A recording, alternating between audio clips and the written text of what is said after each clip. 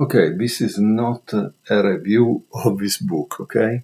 So this is not a review of this book. I am trying to see if watching the games from this perspective, this side, is better. So I decided to replay one of the games by Richard Reti because they are really beautiful.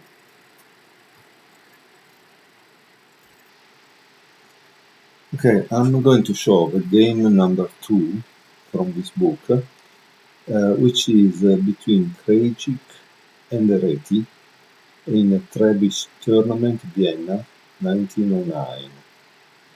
White plays e4, e5. Reti is black, okay? Knight c3. Knight c3 is what we call the Vienna game. Knight f6.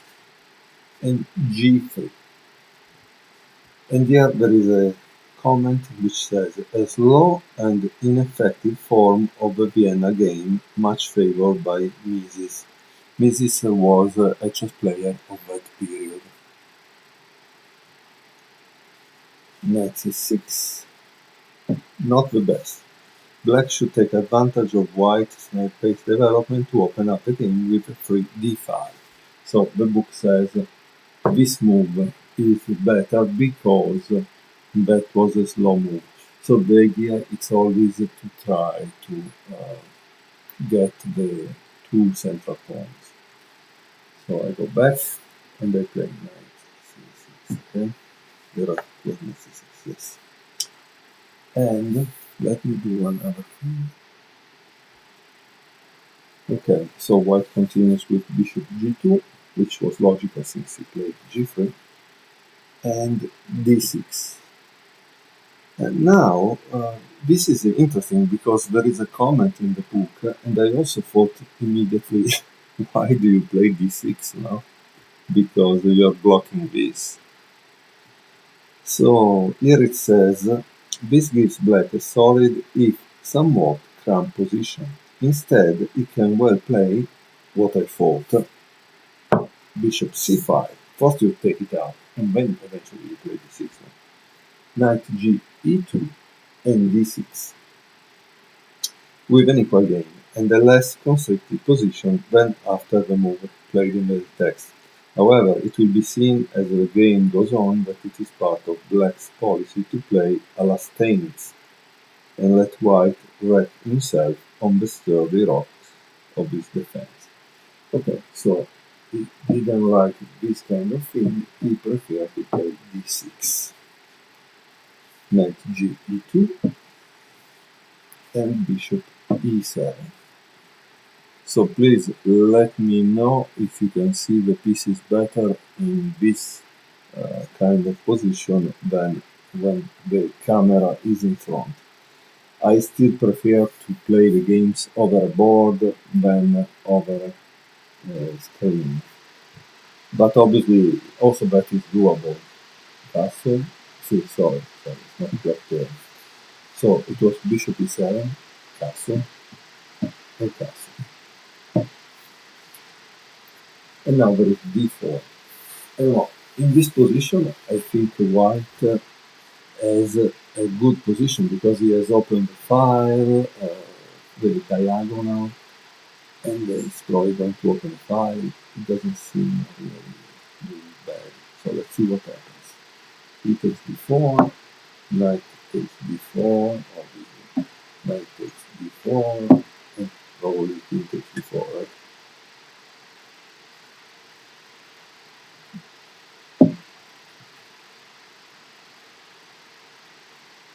Now there is rook here.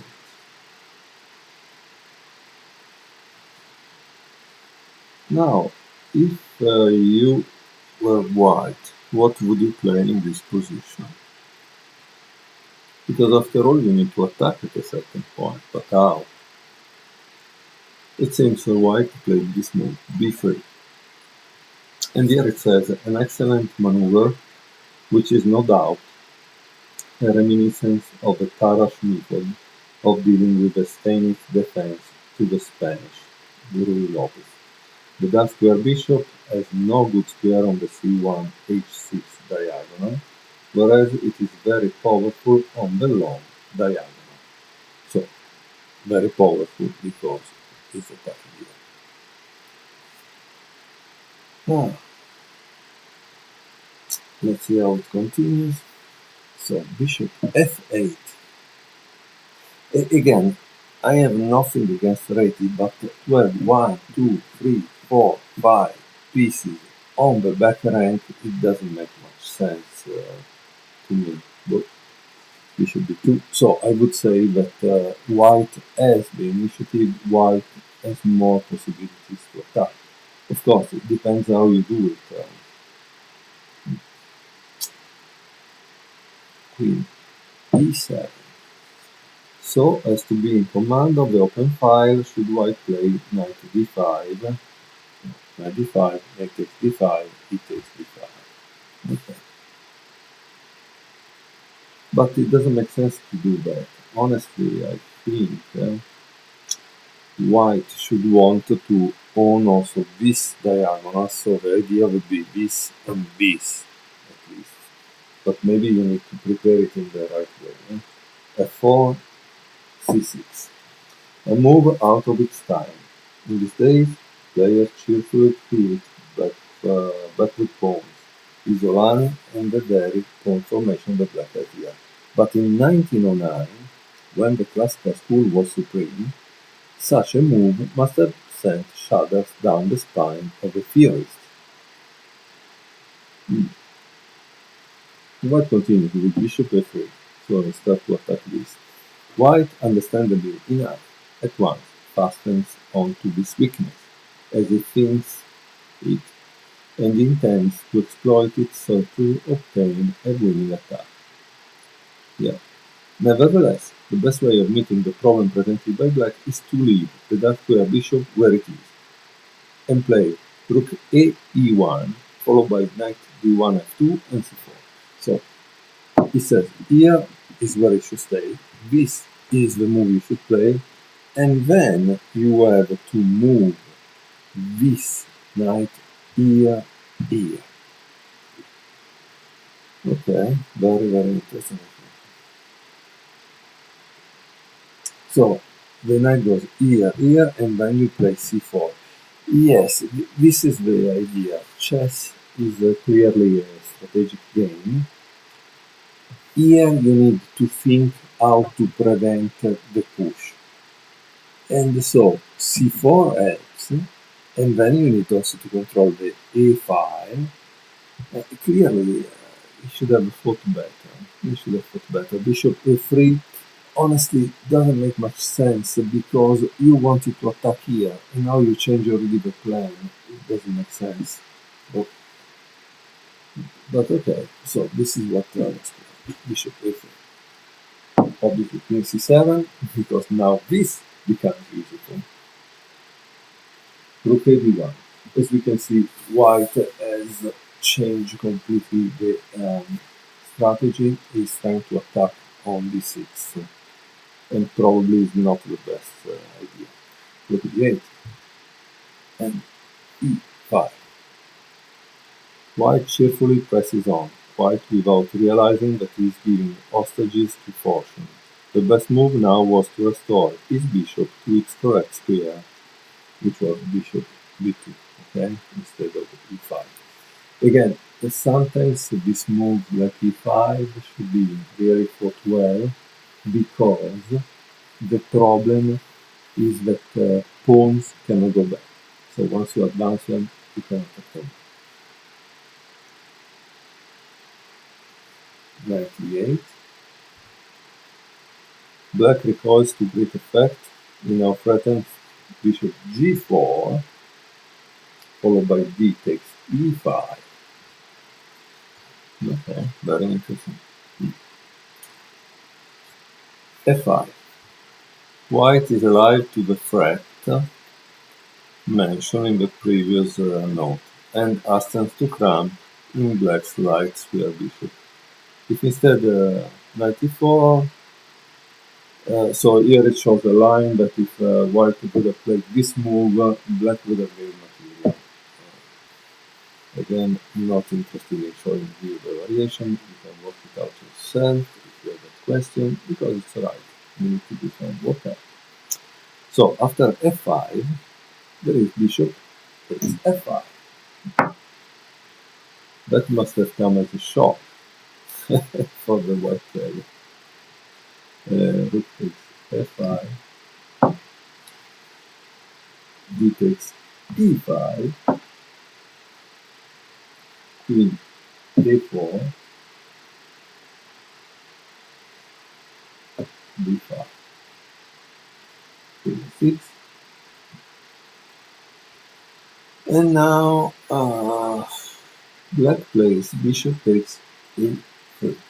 So the bishop that was doing nothing is exchanged for the bishop that had a big diagonal and could have used it to attack black. But strangely, now white makes a mistake. Let's see why. So why white shouldn't take here, right? Let's watch this line. I think the author should have put a diagram here. That would have been helpful. So it says, queen takes a3, queen b6, check, king h1, b4. Ah, that's why. Okay. So the problem is that black will regain the piece thanks to that thought.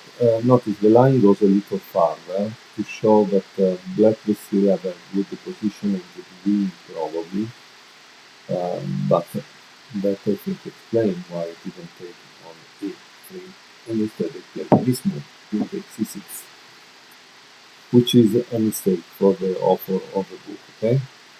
Because black takes d1, knight takes d1, and rook d8. Knight c3, bishop c5, check, and queen f1, b4, knight b5, king e7,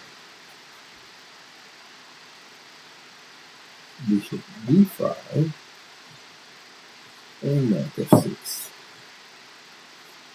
So this is very interesting as a position, because after all, black gave the bishop on a pawn, and now you see that he has a pawn advantage. So it's a great position for black. That was an incredible feat. So that was a critical moment in the game that one should stop and think about. So please let me know if it's better to watch the game from the side. To me, it doesn't seem really good. But okay, let's move on. So bishop d5, knight f6, bishop c4, a6, and good. A very pretty diversionary sacrifice in order to gain the d7 square for the king. King takes a6. As we can see, Reti was clearly a master, so he doesn't get worried about using a pawn. He gets worried about getting a better position for his pieces and try to do the checkmate. King d7 and bishop d3. It seems the king would not be safe if he would have played this, because after the king goes here, so it's a really a problem. Okay, bishop d3, e4, rook takes c5. That's what I like of Reti's game. He really sacrificed a lot of material and he generally gets it back twice. Or he gives a checkmate attack. Knight e6 and king h3 once more. Very important move. King e1. And now there is the final move of the game, which is queen e6. Okay. So why did White resign? Uh, well, try to pause the video and find the way why White resigned. The real continuation is the following. After king f1, there is queen e2, king g1, and now g4. And we are looking from another angle as we mentioned in the note here, in the move 31. Okay, so this is a checkmate in time. I would like to show you also one thing going back a couple of moves. Okay, so if I remember, and this was here. It says that once you play this, if you play this is a mistake because after this, obviously, and this, you have a problem, right? So this is the background mode problem. So one must be careful in to be greedy and taking pieces and must think about how to give checkmate. And in this book we saw that Reti is really a master player and he really has beautiful ideas. Notice that Reti has created many studies that engine studies that are still used today to learn about pawn engines, rook engines, very beautiful studies. So it's not only a chess player, but also a composer.